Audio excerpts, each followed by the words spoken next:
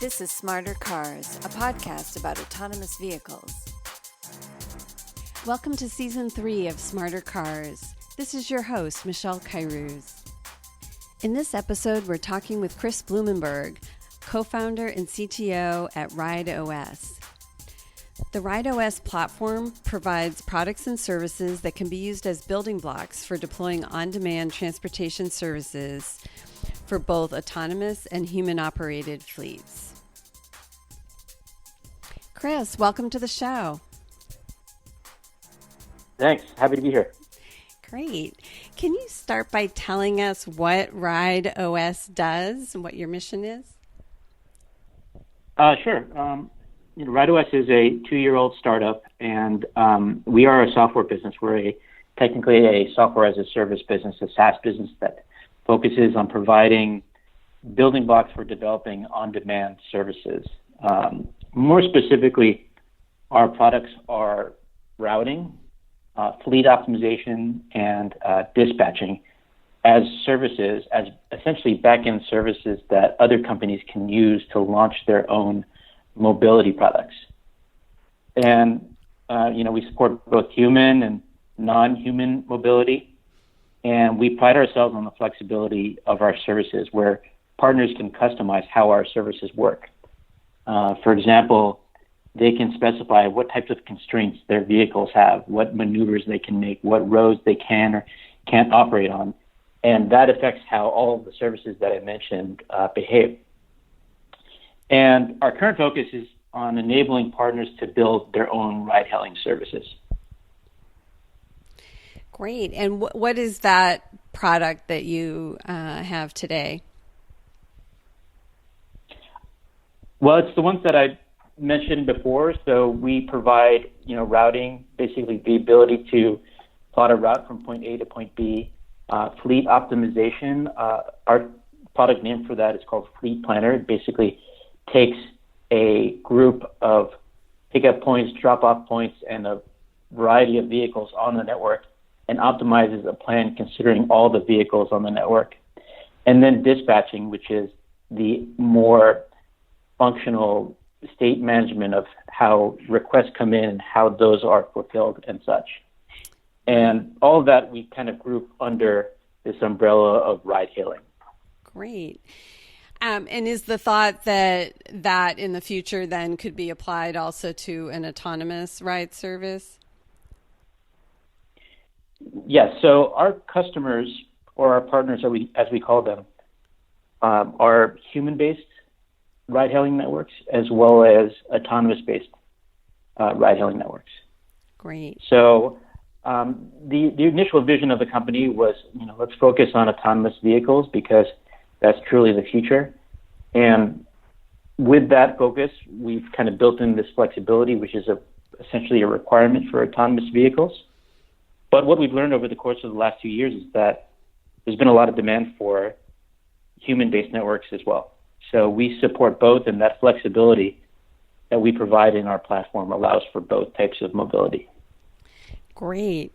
And how should we think about the kinds of routing that your products are doing? You hear a lot about mapping and the importance of mapping, and you hear about autonomous vehicles doing path planning, and there's ride routing. How do those concepts all kind of fit together with what you're doing? Yeah, so there's a few distinctions here. Mapping, first of all, is a pretty broad term. That means it could mean anything related to maps. But in the autonomous vehicle world, mapping typically refers to the process of creating map data or creating HD map data.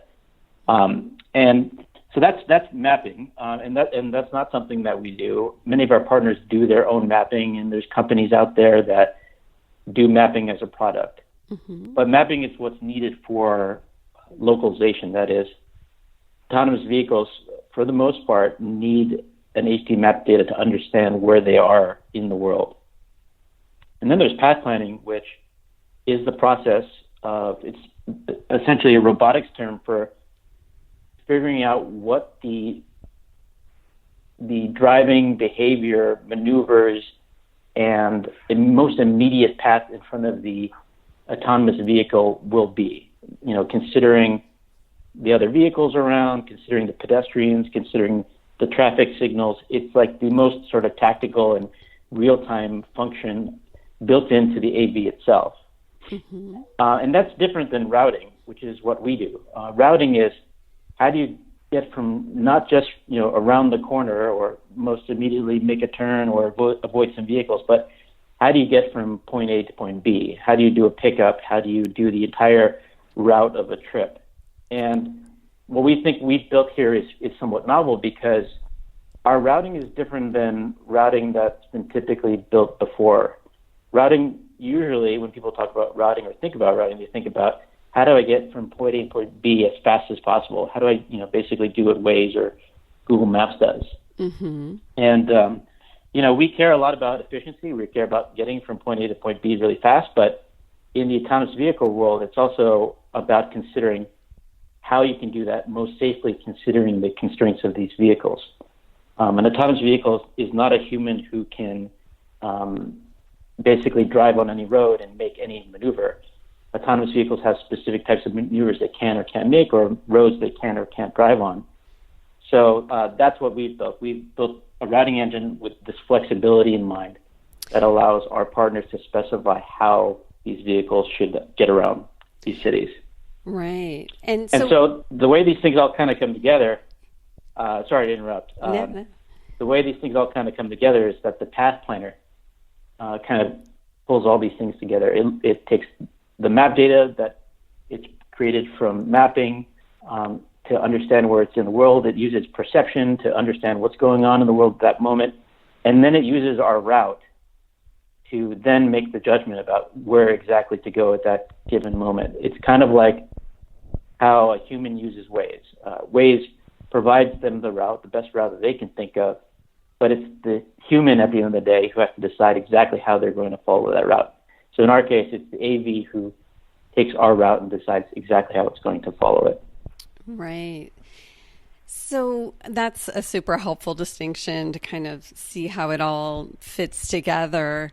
And when it comes to human drivers, it's still a little bit different from Waze in the sense that there's a whole fleet, right? And so you're, in addition to showing one vehicle how to get from A to B, you're also trying to figure out which vehicle should do what. Can you tell us a little bit about why that's such a complex problem in computer science? I know there's kind of a generic set of problems in computer science called traveling salesman or the vehicle routing problem. How is the computer science problem that you're looking at kind of different from those, and perhaps more complicated? Yeah. So I mean, a simple version of a ride-hailing network might, if a request comes in to fulfill a trip to pick up, if somebody says I want to be picked up, the simplest form of fulfilling that pickup is finding the vehicle with the lowest ETA to the pickup. The problem is, if you're locally greedy like that, then you're not going to be optimal for the entire network. The quickest pickup for somebody might end up being longer pickups for other folks. So kind of the art in making this all work is optimizing the fleet as a whole, or attempting to globally optimize this. And so this kind of logistics problem has been studied in computer science for years and years, and there's different versions of it and different flavors of it. And the one that you mentioned there, the traveling salesman problem, that's specifically related to a single driver or single vehicle having to fulfill a number of different pickups and drop-offs, or a number of different points that it needs to visit, and figuring out what is the best ordering of all those points. So that's not going to work for ride-hailing, because ride-hailing, of course, involves more than one vehicle. So that's where the vehicle routing problem comes in. It attempts to consider the entire fleet of vehicles and optimize all these different tasks that these vehicles need to perform. The problem with VRP, or an off-the-shelf VRP solution, or maybe what VRP is kind of described in the literature is that computing a globally optimal result can basically take forever. Once you get to a certain number of vehicles that you need to solve for, this could end up being, hours, days, or years of computation time, which of course is not enough, which is not fast enough to support a ride-hailing network. So what we've built at rideOS is something that we call Fleet Planner, which is a kind of a novel take on the vehicle routing problem. It's not globally optimal. Like I mentioned, producing something that is absolutely perfect is basically impossible in any reasonable amount of time. But we try to make it as good as possible by considering a variety of different metrics like pickup times, trip times, and a variety of other sort of customer satisfaction metrics that we think are the end result is actually pretty good. And the other difference is that we also handle dynamic requests. This is not like shipping packages where, if you're kind of a, FedEx or UPS, you're maybe producing one plan for all of your vehicles overnight, and then in the morning your drivers follow a plan.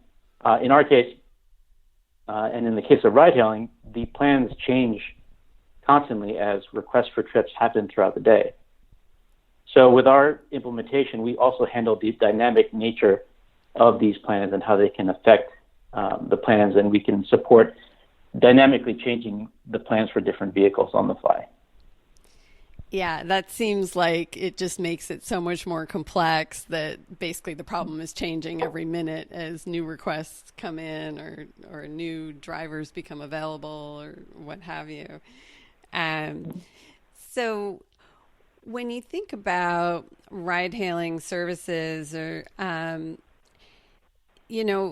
today, as they exist today, there's primarily human drivers, and there's a lot of criticism about services like Uber and Lyft where they're creating a lot of traffic, and a lot of people ask the question, is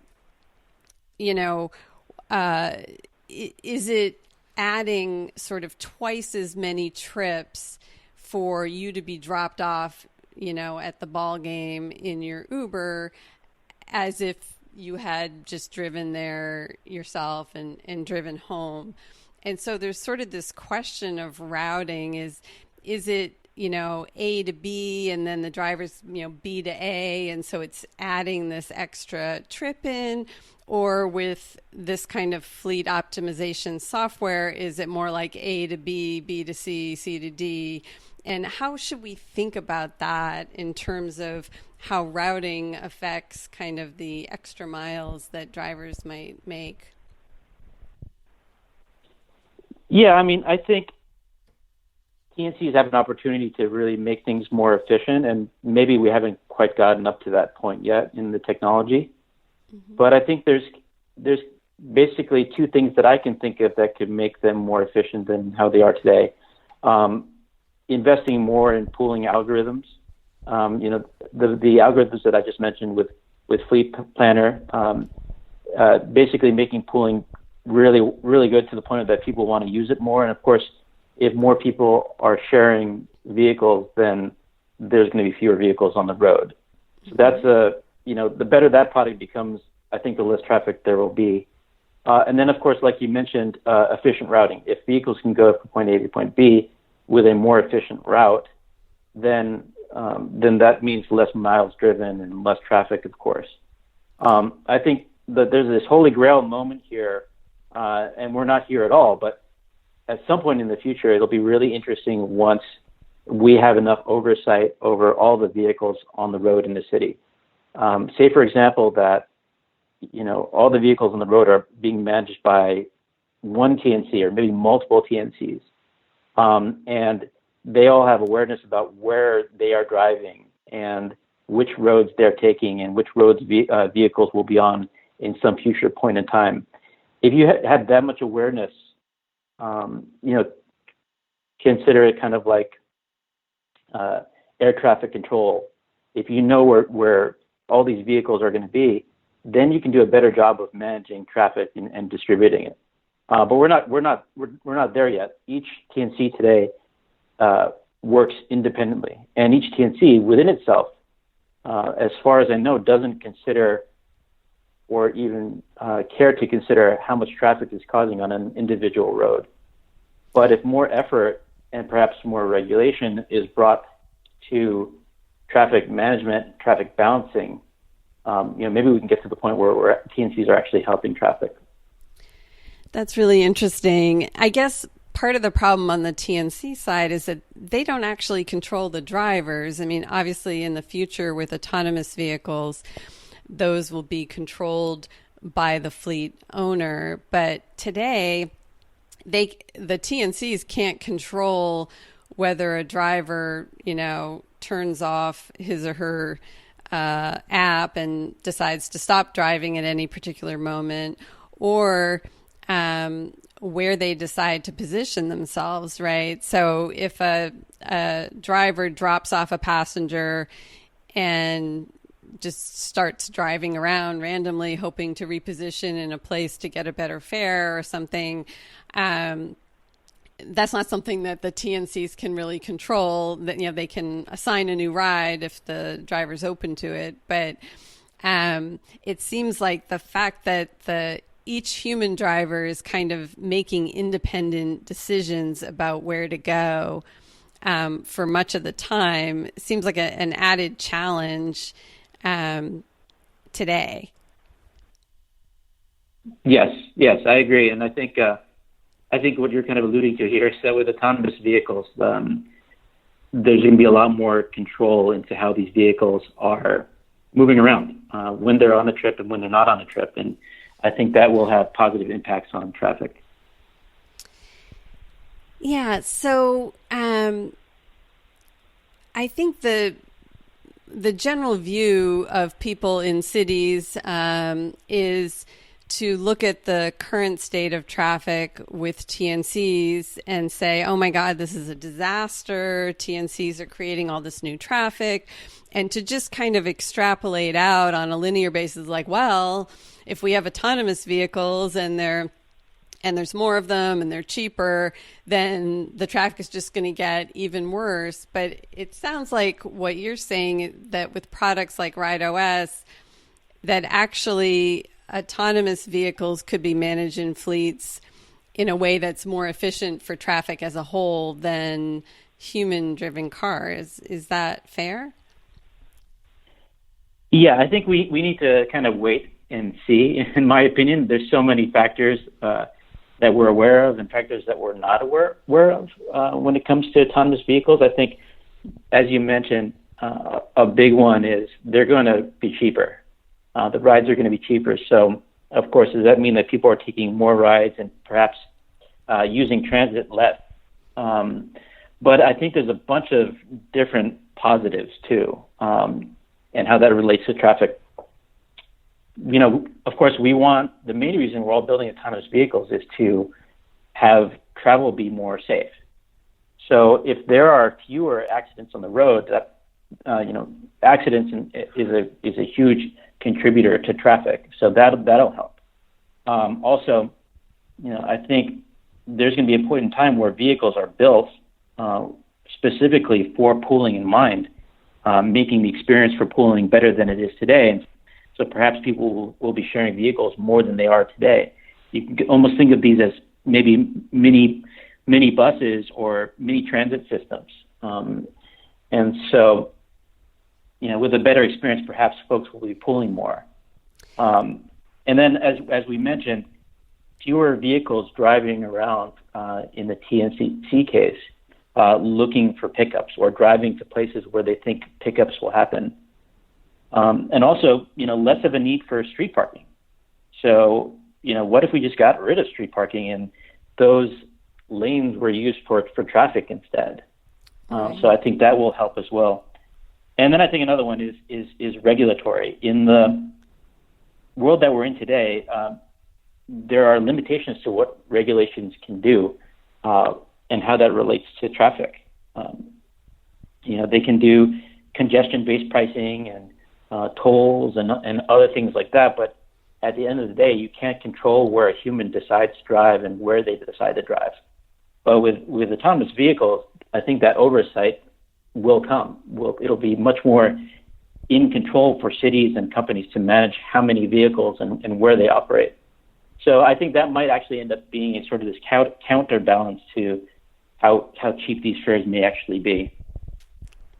Interesting. So let's talk about shared rides. You've mentioned pooling a couple of times, and it seems like here in the United States, people do not like to share their cars. And, shared rides, I think, have not, caught on as fast as many of the TNCs would like. How does your product help with the planning problem of arranging not only for you to get to the ballpark, but to pick up somebody else along the way who's also going to the ballpark? How does that work when you have shared rides? Yeah, so one way to think of it is instead of requesting an Uber X where you have a pickup time associated with it, where you have to wait for the vehicle, or let's say you're in New York and you're at the corner and you're waiting for a taxi and you have to wait for the taxi, and it might take several minutes or maybe up to 10 minutes for a taxi to finally come by that's available. Imagine a world where all those vehicles were dispatchable to you because they were all shared vehicles. So imagine, I think the New York example is a good one. Imagine all those taxis that are being used driving past you, but imagine that they were actually available for you to actually ride in. So I think the end result, and actually our simulations have shown that the total time that a rider takes from waiting for the vehicle to actually being on the trip reduces substantially in a pooled type network. This, of course, requires that you have a good pooling algorithm, good routing, and all that. But I think the incentives are there. I think if we can get society to the point where they understand that the actual quality of the service improves when you're sharing a vehicle, I think we'll notice that it's actually something that people will want to use. You mentioned some simulations. I think I read that you guys did a simulation with New York City taxi data. Mm-hmm. What were you trying to understand in that? Yeah, so New York City released some taxi data to, basically information about trips for taxis in New York. And what we simulated was taking that data and piping it through Fleet Planner, our fleet optimization software, to understand how that would affect certain metrics if taxis were shared trips or shared or essentially pooled. And the results were pretty interesting. I think the big one is that the total distance that a taxi would drive was 23% less. So, that means less time what that boils down to is less time that a taxi is driving around looking for people to pick up and more time that they are fulfilling trips. And if you're fulfilling more trips,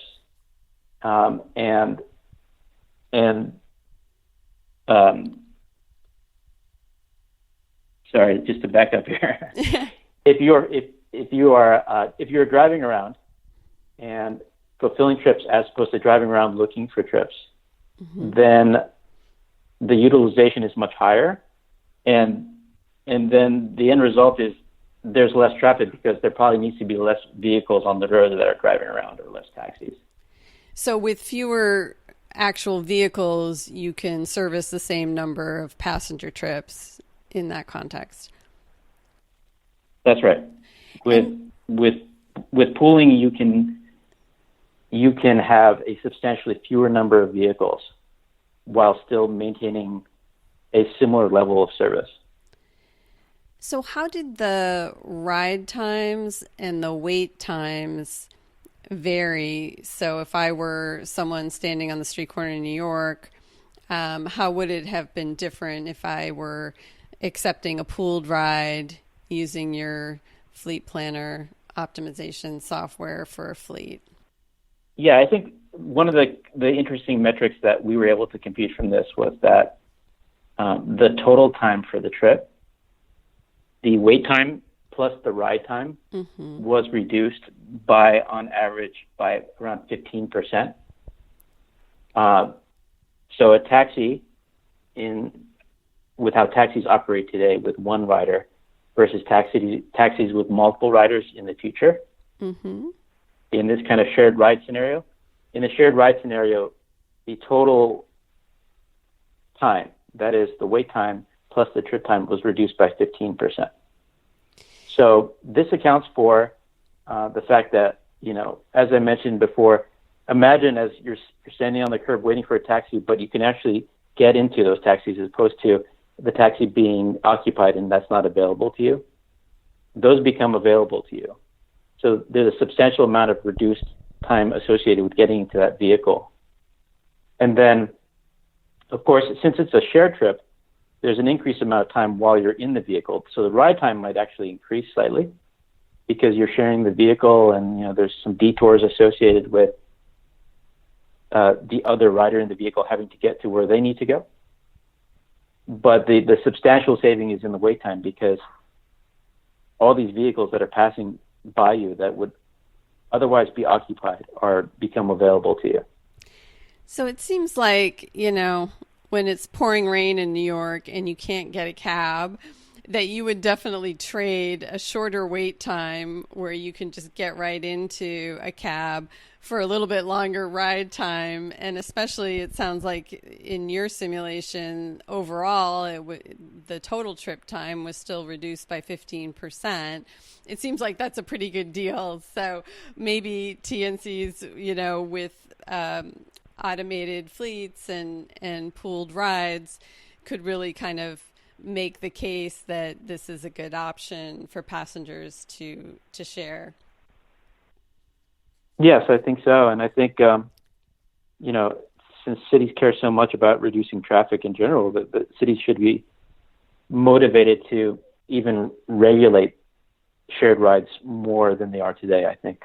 To encourage passengers to ride together. Exactly, to encourage it more than they are today. Yeah. Okay, let's talk a little bit about your business. You mentioned that you're partnering with folks and kind of integrating your product really on the back end. Can you tell us about some of the partnerships you've announced and how any of those integrations work? Yeah, sure. I can mention two partnerships that we've announced so far. One is with Ford, and another one is with FT Engineering, which is a big technology company in Singapore. With Ford, we've integrated with their transportation mobility cloud, which basically allows Ford and other OEMs to leverage our on-demand fleet optimization, dispatching, and all the products that I mentioned before.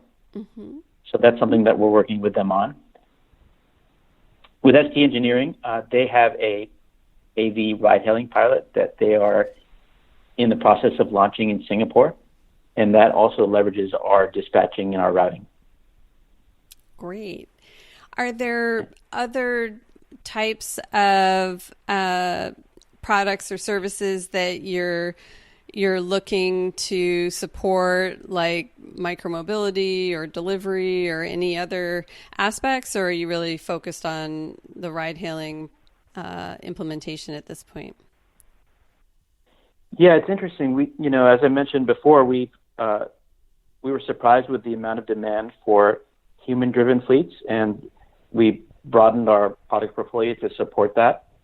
We've also gotten demand for goods delivery, scooter management, scooter recharging more specifically, Our focus right now is on ride hailing, but I think there could be a point in the future where we broaden our products to support these other use cases as well.